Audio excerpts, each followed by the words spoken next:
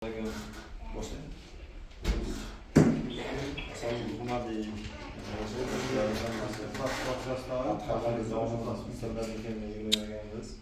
bugungi asosiysi mijozlarda kuzatilayotgan yuqorida qancha yangi mijozlarni kirgizatirish, umuman bank xizmatlari, mijozlar banklardagi mijozlarni bank ko'rsatilgan bank xizmatlaridan qoniqish uchun oid narsalar ko'p chiqamiz.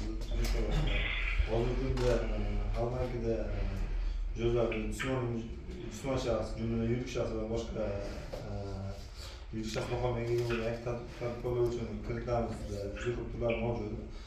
Hozirda Xalq bank xabaringiz bor, tadbirkorlikni qo'llash bo'yicha juda ko'p imkoniyatlarga ega. Buning uchun avvalambor birinchi navbatda jismoniy shaxs boshlagandan bizga birinchi qadam kredit bo'yicha boshlashni maslahat beradi bankni o'zi.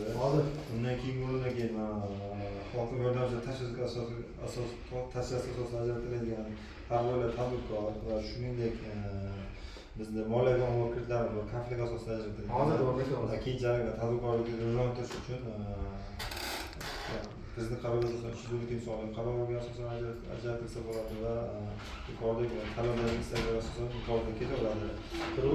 Avvalgi 150 nishonlanyapti.